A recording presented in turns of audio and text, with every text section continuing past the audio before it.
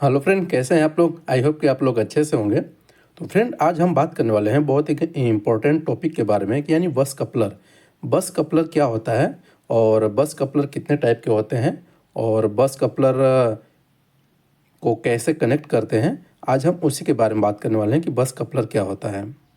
Friend, बस coupler एक circuit breaker ही होता है, जैसा कि एसवी या तो विसबी, यही दो में से कोई एक बस कपलर होता है। बस कपलर एक ब्रेकर ही होता है जो दो बस को यानी बस ए और बस बी को आपस में कनेक्ट यानी कपल या डिसकनेक्ट करने के लिए प्रयोग किया जाता है। तो फ्रेंड, जो बस कपलर होता है एक प्रकार का ब्रेकर ही होता है, या तो वो एसबी होगा या तो फिर विसबी होगा। तो ये दो प्रकार का यानी बस कपलर होता है।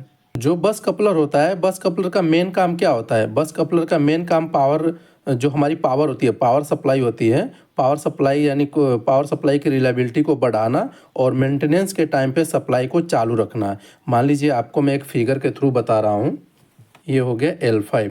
तो फ्रेंड, ये मैं आपको एक डायग्राम बना रहा हूँ। डायग्राम के थ्रू आपको बताने की मैं कोशिश कर रहा हूँ कि यानी बस कपलर किसको कहते हैं। तो बस कपलर, जैसा कि मैं आपको थ्योरी में बताया, यानी जो ऊपर लिखा हुआ थ्योरी में बताया कि यानी एक बस ए होता है, बस बी होता है। यानी बस कपलर को क्या करता है, बस ए और बस बी को जोड़ने जोड़ने या तो फिर कनेक्ट करने या तो फिर डिसकनेक्ट करने का काम करता है। तो बस कपलर कितने टाइप के होते हैं। बस कपलर दो टाइप के होते हैं। पहला कौन सा होता है, एसबी होगा, एसबी होता है। दूसरा का एक विसबी होगा। तो यानी पहला, यानी मान लीजिए आप वोल्टेज लेवल पे डिपेंड कर रहा है। वोल्टेज यदि आपका एलटी है तो एसबी इस्तेमाल किया जाएगा। यदि वोल्टेज आपका एचटी है यानी 3.3 केवी से लेके यदि 11 केवी या 33 केवी का है तो आपको वहाँ पे एचटी ब्रेकर यानी उसको आप एचटी ब्रेकर बोलेंगे। तो ये एच टी ब्रेकर हो गया। तो ये टाइप्स ऑफ ब्रेकर यानी दो प्रकार का, यानी एल टी हो गया। एल टी कौन सा, यानी 433 440 यानी जो हमारा वोल्टेज है उसमें आपको एस बी यानी एयर सर्किट ब्रेकर मिलेगा। और जो आपका एच टी वोल्टेज है 3.3 के वी से लेकर ऊपर तक का, तो वहाँ पे आपको वीस भी देखने के लिए मिलेगा। ये बस कपलर है। तो यहाँ पे हम आपको एक डायग्राम बना हुआ हूँ। हमारा एक डायग्राम है, हमारा एक ट्रांसफार्मर 1 है, ट्रांसफार्मर 2 है और ट्रांसफार्मर 3 है। ये हमारा तीन इनकमर आ रहे हैं और ये बीच में बस कपलर है। तो इसके लिए देखिए, ये जो हमारा इनकमर आ रहा है और इनकमर 1 इनकमर 2 एक ये बस बार में मिला हुआ है, इसका नाम दिया हुआ है बस ए। और ये जो इनकमर 3 है इसका नाम दिया हुआ है बस बी। ठीक है। तो मान लीजिए ये हमारा ट्रांसफार्मर 1 है, ट्रांसफार्मर 2 है, इसके आगे जो ब्रेकर का नाम दिया हुआ है बी, यानी पहला यानी 1 नंबर का ब्रेकर है, 2 नंबर का ब्रेकर है, 3 नंबर का ब्रेकर है।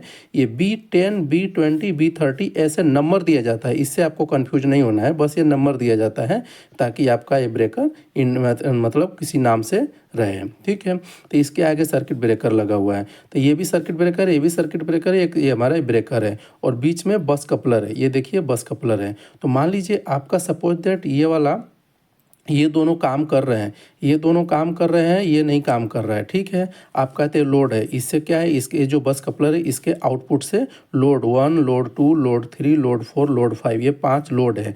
तो मान लीजिए आपका जो लोड है, लोड को हमेशा आपको बंद नहीं रखना है, वो लोड हमेशा कंटिन्यू चलना ही चाहिए ताकि आपका जो सिस्टम ऐसा है कि यानी जो लोड है बिल्कुल कंटिन्यू चले। ठीक है। तो उसके लिए सपोज दैट आप क्या करेंगे, कैसे, मान लीजिए आपका जो ब्रेकर ट्रांसफार्मर 3 है, ट्रांसफार्मर 3 यदि नहीं चल रहा है, ठीक है, ट्रांसफार्मर 3 नहीं चल रहा है, तो उस कंडीशन में क्या करेंगे, ये जो बस कपलर है, बस कपलर को ऑन कर देंगे तो इधर वाली पावर इधर ट्रांसफ़र हो जाएगी, इधर ट्रांसफ़र हो जाएगी और ये वाला जो लोड 4 और लोड 5 ये पूरा कंटिन्यू चलने लगेगा, इसमें कोई बाधित नहीं होगा। सपोज दैट ये दोनों, ये वाला ट्रांसफार्मर नहीं काम कर रहा है, ये वाला ट्रांसफार्मर नहीं काम कर रहा है, तो इस वाले बस कपलर को आप ऑन कर देंगे तो ये वाला जो लोड है बस बी का लोड बस ए पे शिफ्ट हो जाएगा, यानी ये वाला पावर इधर आ जाएगा। तो ये आपका पूरा ये जो लोड है, लोड 1 लोड 2 लोड 3 ये पूरा कंटिन्यू चलने लगेगा, ये भी यानी रुकावट नहीं आएगी। ठीक है। तो अभी हम समझ लेते हैं यानी इसका ऑन ऑफ चार्ट कैसे आप समझेंगे।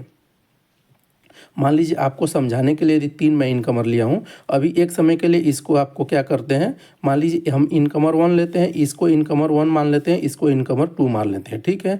अभी आपको मैं यदि 3 का समझाऊंगा तो समझ में नहीं आएगा, तो इसके लिए मैं आपको इनकमर 1 मान लेता हूँ और इनकमर 2 मान लेता हूँ इसको, ठीक है। बीच में ये बस कपलर है। तो जैसा कि ये ऑन ऑफ चार्ट इसका है, इनकमर 1 हमने जैसा कि आपको बताया डायग्राम में, इनकमर 1 हो गया, इनकमर 2 हो गया और ये बस कपलर हो गया, ठीक है। तो यहाँ पे मैं लिख के रखा हूँ ताकि आपका टाइम वेस्ट ना हो, ठीक है। तो नॉर्मल कंडीशन में क्या होता है, नॉर्मल कंडीशन में जैसा कि बस इनकमर 1 चालू रहेगा, इनकमर 2 चालू रहेगा। अभी नॉर्मल कंडीशन में है, बस कपलर आपका ऑफ है, यानी नॉर्मल कंडीशन कुछ नहीं दिक्कत है। तो नॉर्मल कंडीशन में आपका इनकमर 1 भी ऑन रहेगा, इनकमर 2 भी रहेगा, तो उस कंडीशन में आपका बस कपलर ऑफ रहेगा, ठीक है। ये आपको ध्यान रखना है। मान लीजिए सपोज दैट आपका जो इनकमर 1 है, इनकमर 1 फेल हो गया, किसी कारण बस फेल हो गया, तो उस कंडीशन में ये ऑफ हो जाएगा, ये ऑफ हो जाएगा। उस कंडीशन में क्या होगा, इनकमर 2 ऑन हो जाएगा और बस कपलर ऑन हो जाएगा। तो ये आपको ध्यान रखना है। यदि सपोज दैट मान लीजिए इनकमर 2 ऑफ हो गया, फेल हो गया, इनकमर 2 फेल हो गया, तो उस कंडीशन में आपका इनकमर 1 तो ऑन ही रहेगा, इनकमर 1 ऑन रहेगा और इनकमर 2 जो है ये तो फेल हो गया, तो ये बंद हो जाएगा और बस कपलर ऑन हो जाएगा, ठीक है। अब मान लीजिए जब ये काम कर रहा है, जो है हमारा ड्राइंग है, ये जो है मान लीजिए ये बस हमने 1 माना है, तो इसको भी मेंटेनेंस करना ही पड़ेगा। इसका कभी मेंटेनेंस करना हो तो इधर से आप क्या करेंगे, बंद कर देंगे, इधर से ट्रांसफार्मर का पावर बंद हो जाएगा, इधर से भी बंद हो जाएगा, इधर से मान लीजिए मेंटेनेंस करना है, तो बस A को मेंटेनेंस करना है तो भी आपका क्या करना है, ये वाला शिफ्ट इस पर तो करना ही पड़ेगा, क्योंकि लोड को तो बंद नहीं करना है, ठीक है। तो उस कंडीशन में क्या करना है आपको, मान लीजिए बस A को मेंटेनेंस करना है, बस A को मेंटेनेंस करना है, तो ट्रांसफार्मर 1 को, जो हमारा इनकमर 1 है, इसको ऑफ करेंगे और इनकमर 2 को ऑन करेंगे और बस कपलर को ऑन करेंगे। तो ये पूरा एकदम बस बार का जो भी बस बार A पे है पूरा लोड कंटिन्यू चलता रहेगा, कोई दिक्कत नहीं आएगा।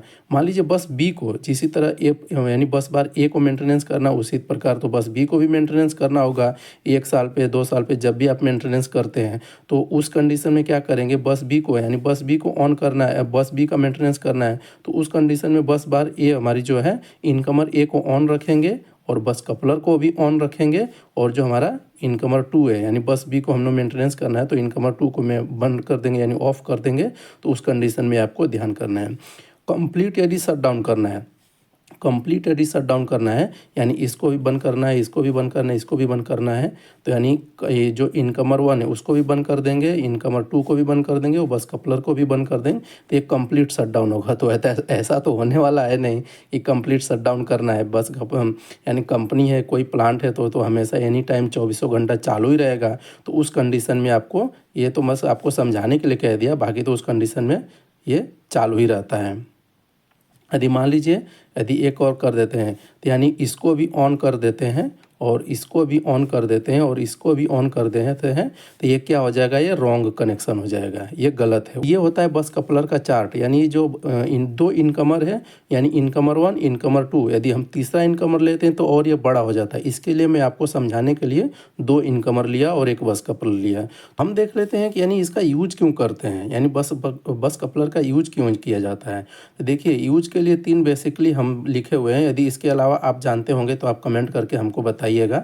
यानी अनइंटरप्टेड पावर सप्लाई, यानी अनइंटरप्टेड पावर सप्लाई मतलब कंटिन्यू इसकी बाधित, यानी पावर सप्लाई में बाधा न आए, ये कंटिन्यू चलता रहे, ठीक है। बस कपलर के थ्रू कैसे कंटिन्यू चलता रहेगा, मान लीजिए आपका ये वाला जो बस बार है, सपोज दैट ये फेल हो गया, तो इसको बस कपलर को ऑन कर देंगे, तो ये जो सर्किट ब्रेकर है इससे कनेक्ट हो जाएगा और ये पावर आगे चला जाएगा और ये क्या है, आपका लोड कंटिन्यू चलता रहेगा, ठीक है। तो इसके लिए अनइंटरप्टेबल पावर सप्लाई।